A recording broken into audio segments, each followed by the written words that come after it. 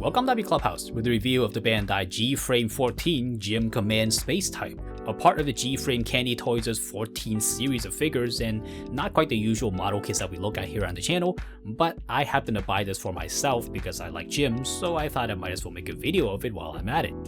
Other than the GM Command Space Type, the GFrame 14 line consists of the Blue Destiny Unit 1, E-Fleet Custom, and then the Bliss Gundam, which is the odd one out here because only it's from Gundam Seed. And it just so happens that on the day I bought this, Bandai announced that the GFrame line is being renewed as the GFrame FA with numerous upgrades and changes.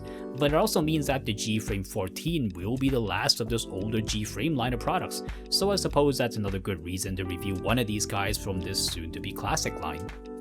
The GFrame GM Command was released on August 23rd, 2021 alongside all the others in the set, and each box sells for 550 yen. Each MS comes in two boxes, the white armor set, and then the black frame set, so that's two separate purchases. The box uses only photos, which is very common for Bandai's candy toy products, so there's no illustrations used on the package. Each box measures 8 by 13.5 by 5 centimeters. The top of the box repeats the things from the front of the box, and the bottom has customer service contact info.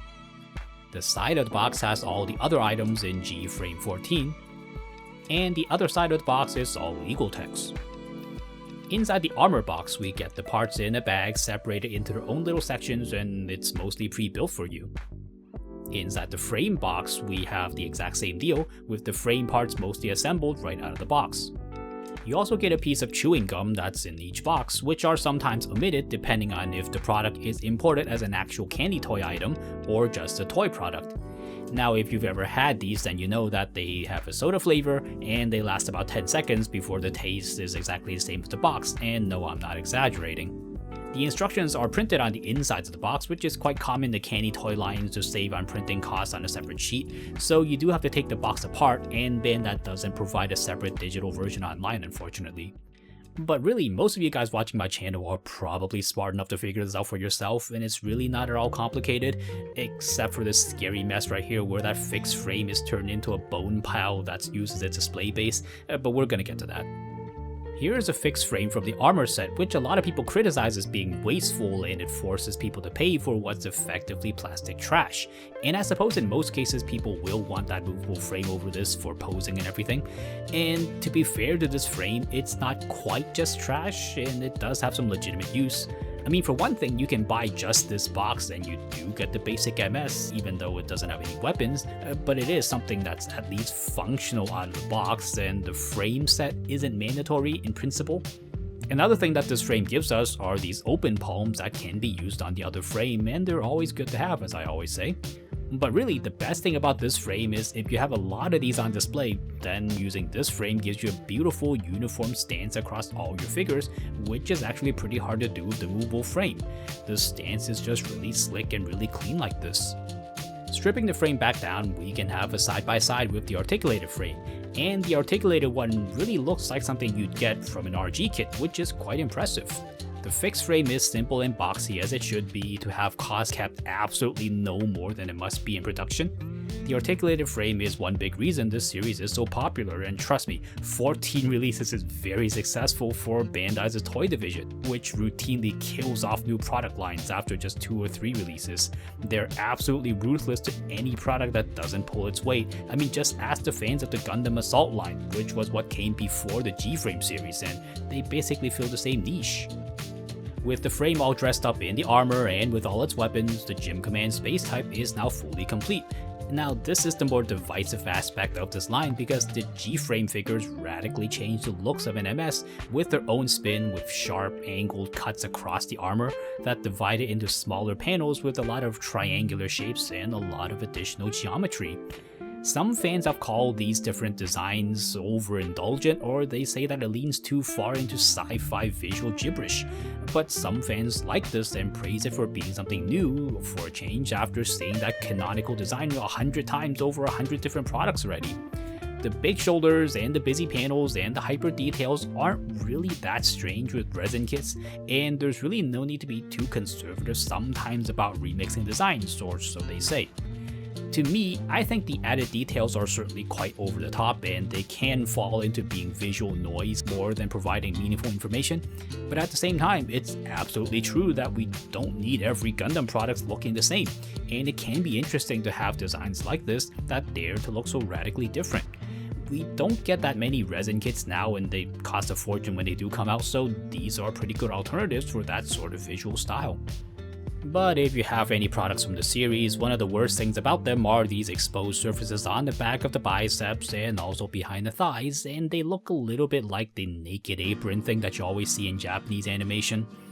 All the parts here are made of ABS, which in itself isn't too bad, but our brains recognize it as the same stuff used for other toys, and it certainly has a different texture from the polystyrene that we usually see in model kits, so there's a bit of whiplash with products from Bandai's toy division.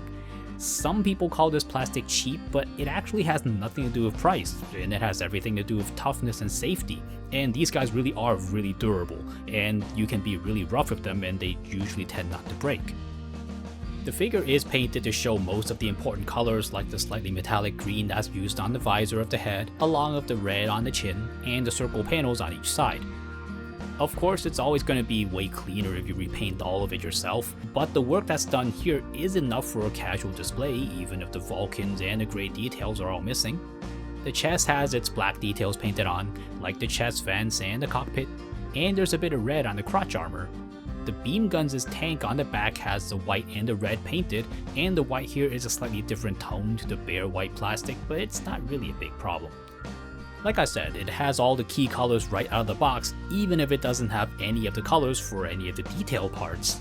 It has no trouble looking like a GM Command, but it does leave a lot of room for you to improve and detail up, which is very exciting for painters.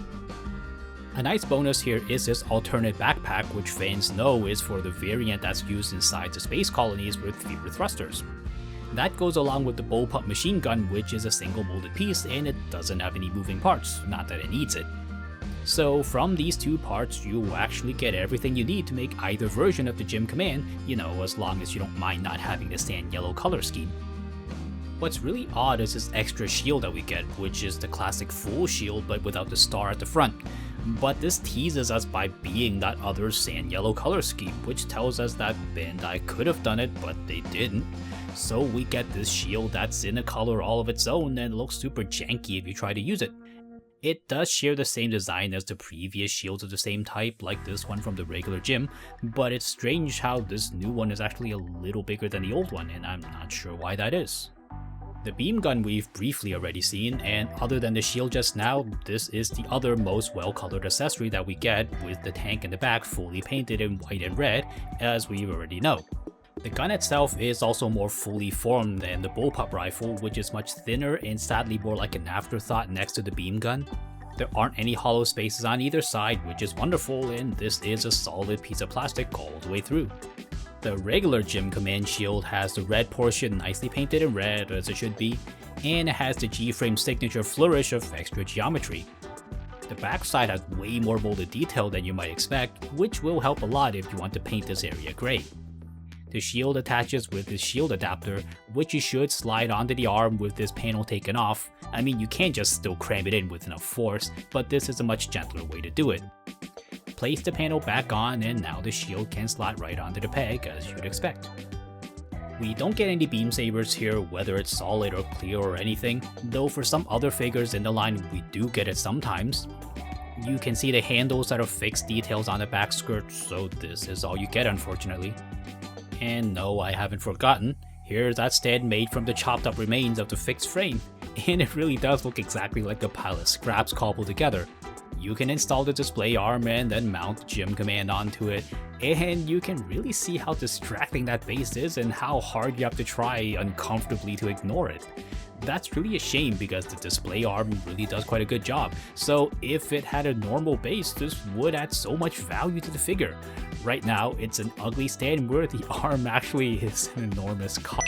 For articulation, starting from the top, the head looks really far up, but it doesn't look down very much. The head can turn a full circle with nothing getting in the way.